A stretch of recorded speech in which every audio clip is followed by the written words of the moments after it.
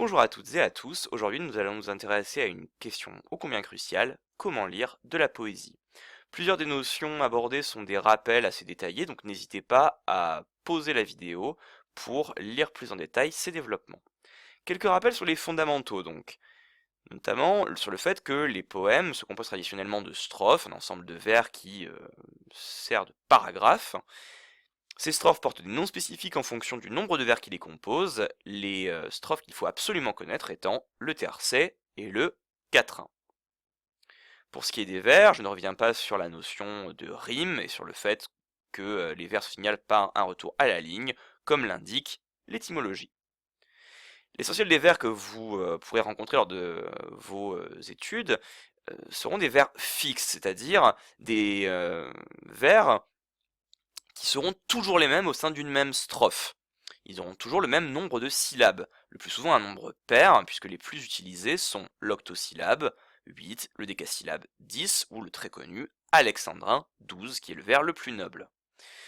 À partir du 20e, on va apparaître des vers libres, c'est-à-dire que les poètes commencent à décider du type de vers qu'ils utilisent dans leurs poèmes, peuvent être même des vers impairs, qui ne riment d'ailleurs pas forcément tous entre eux, et ils décident également de leur organisation.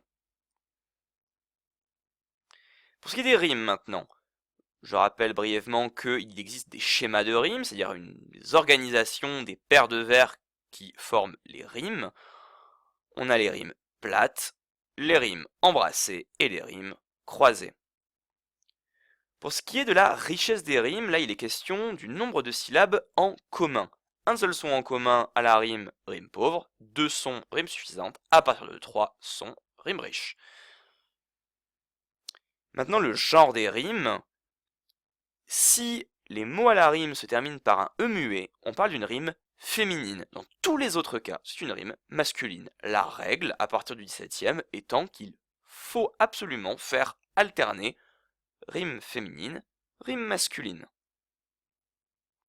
C'est effectivement le cas dans la forme fixe du sonnet, qui a une structure type de rime et de vers, l'alexandrin régulier, très codifié. Dès lors qu'on sort de cette codification, de ces règles, c'est une volonté du poète, ça apparaît à partir du 19e siècle quand les poètes commencent à essayer d'inventer de nouvelles formes poétiques.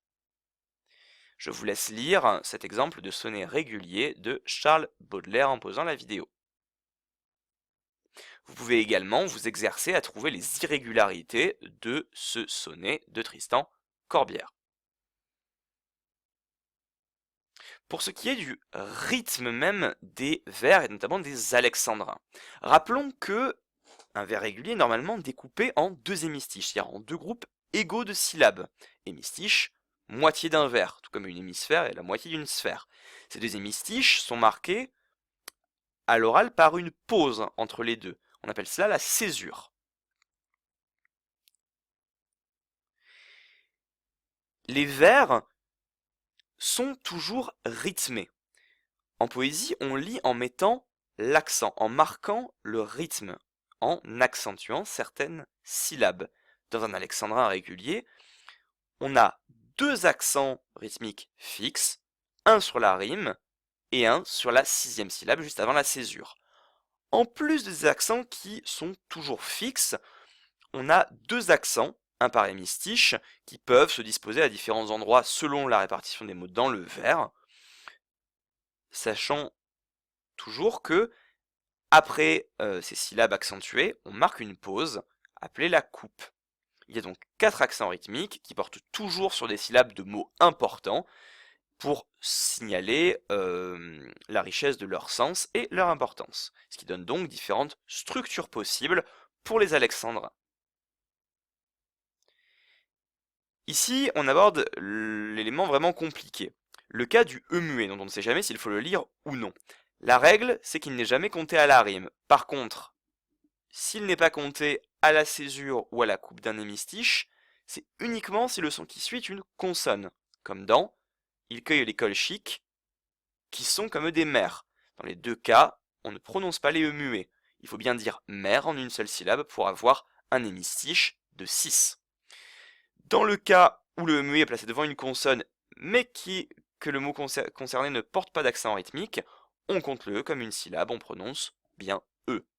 Qui sont comme des mères. Dans le cas d'une liaison, c'est-à-dire quand un E muet est suivi d'une voyelle, on fait comme s'il n'existait pas et on fait, comme dans une dictée, une liaison entre la consonne qui précède et la voyelle prononcée du mot suivant. Tout m'afflige et me nuit et conspire à me nuire. Tout m'afflige en une syllabe me nuit et conspira me nuire en une syllabe. Notons que les accents ici sont sur affli, nuit, conspi et nuire. Je vous laisse vous exercer plus en détail sur la découpe de ces deux vers pour vous entraîner un peu. Je vous remercie de votre attention et vous laisse méditer cette citation de Paul Valéry qui nous rappelle bien qu'avant de lire de la poésie, il faut savoir comment lire de la poésie.